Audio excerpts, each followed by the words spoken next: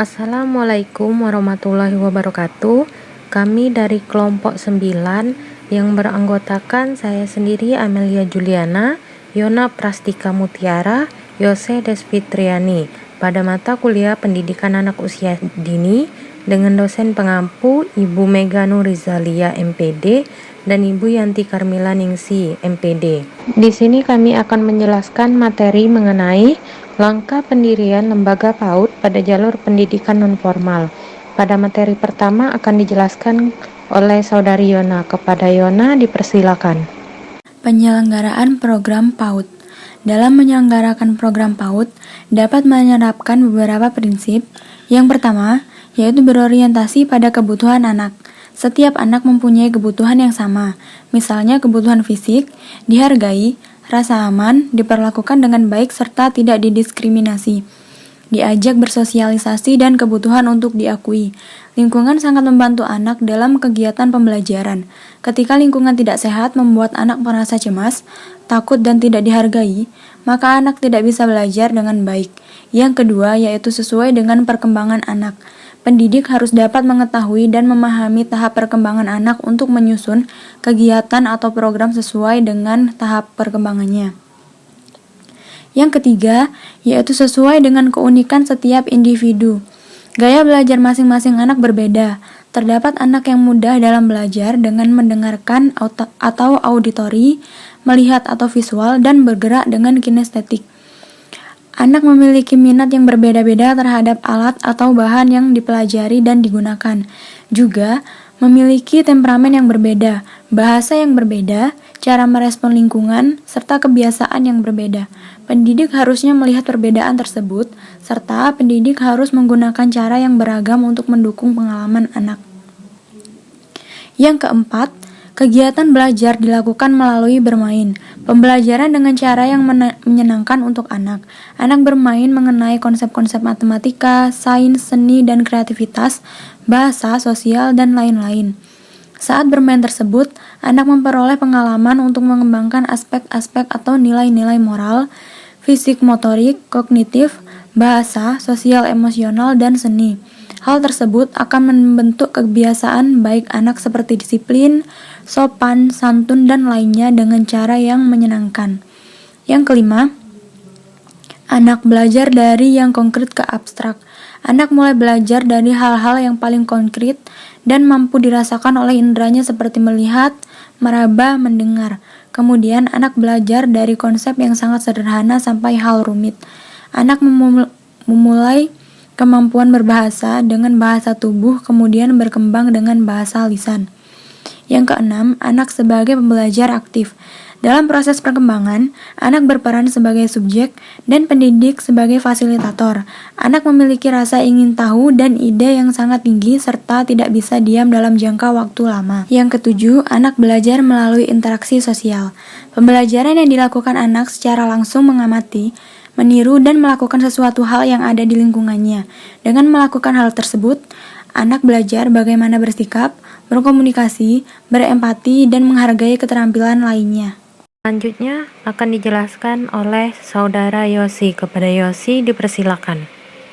Selanjutnya, 8. Menyediakan lingkungan yang mendukung proses belajar. Terdapat 2 jenis lingkungan yang mampu mendukung proses belajar anak. Di antaranya lingkungan fisik berupa desain ruangan dan penataan media, sedangkan lingkungan non-fisik seperti keramahan dan kepedulian pendidik dalam membantu peserta didiknya. 9. Merangsang munculnya kreativitas dan inovatif. Setiap anak pasti memiliki potensi kreativitas yang tinggi. Anak dengan kreativitasnya mampu mempunyai pribadi yang kreatif sehingga mampu memecahkan masalah dalam kehidupan dengan cara-cara yang kreatif, seperti ketika anak menggunakan berbagai macam bahan untuk bermain, maka anak akan belajar mengenai berbagai sifat dari bahan-bahan tersebut. 10. Mengembangkan kecakapan hidup anak. Keterampilan yang perlu dimiliki setiap anak dalam pengembangan karakter yang mempermudahkan anak menjadi pribadi mandiri, tekun, bekerja keras, jujur, percaya diri, serta mampu membangun hubungan baik antar sesama. Selanjutnya, 11. Menggunakan berbagai sumber dan media belajar yang ada di lingkungan sekitar. Tidak semua sumber belajar untuk PAUD berasal dari hasil pabrik, akan tetapi masih banyaknya bahan dan alat yang tersedia di alam ini. Seperti contoh pada pembelajaran pengenalan konsep sains, sosial, bahasa, dan seni, anak dapat menggunakan air, tanah lempung, pasir, batu-batuan, kerang, daun-daunan, dan banyak benda lainnya. Sebagai media belajar, sumber belajar tidak hanya dari pendidik saja, tetapi juga orang yang ada di sekitarnya. 12. Melibatkan peran serta orang tua yang bekerja sama dengan para pendidik di lembaga PAUD. Dalam hal ini, orang tua menjadi sumber informasi yang penting mengenai kebiasaan, kegemaran, ketidaksukaan anak yang dilakukan pendidik dalam penyusunan pembelajaran. 13. Stimulasi pendidikan bersifat menyeluruh yang mencakup semua aspek perkembangan setiap anak yang mampu melakukan suatu hal, padahal mereka mengembangkan berbagai aspek perkembangan maupun kecerdasannya. Misalnya ketika makan, secara tidak langsung anak mengembangkan kemampuan bahasa dan mengungkapkan kosakata mengenai nama bahan dan jenis makanan. Selain itu, gerakan motorik halus seperti memegang sendok, membawa makanan dalam mulut. Baiklah, materi selanjutnya akan saya jelaskan mengenai komponen penyelenggaraan program PAUD. Yang pertama itu kurikulum.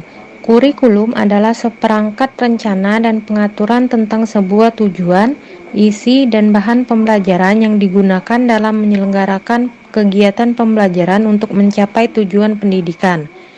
Yang kedua itu peserta didik. Peserta didik merupakan individu yang sedang berproses berkembang menuju arah pendewasaan. Maka perkembangan seorang peserta didik membutuhkan sosok yang dapat dimengerti dirinya dan mengarahan potensi yang dimilikinya ke arah yang lebih baik. 3. Tenaga pendidik dan tenaga kependidikan.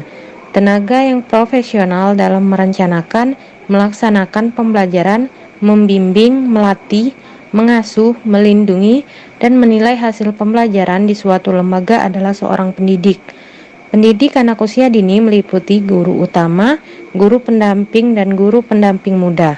Jadi dapat disimpulkan pada materi pembelajaran kita hari ini yaitu pendidikan anak usia dini adalah upaya pembinaan yang ditujukan kepada anak sejak lahir sampai dengan usia 6 tahun yang dilakukan melalui pemberian rangsangan pendidikan untuk membantu pertumbuhan dan perkembangan jasmani dan rohani agar anak memiliki kesiapan dalam memasuki pendidikan lebih lanjut.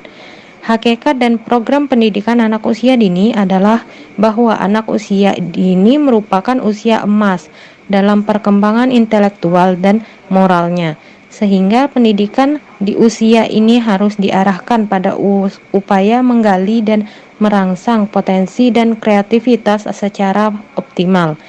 Dalam menyelenggarakan program PAUD, ada beberapa hal yang menjadi komponen penting yaitu adanya kurikulum, peserta didik, dan tenaga pendidik. Dengan memperhatikan prinsip dan komponen dalam pendirian program PAUD, maka pelaksanaan program tersebut diharapkan dapat berjalan sesuai dengan tujuan standar pendidikan dan dapat membantu masyarakat untuk membentuk karakter anak dengan baik.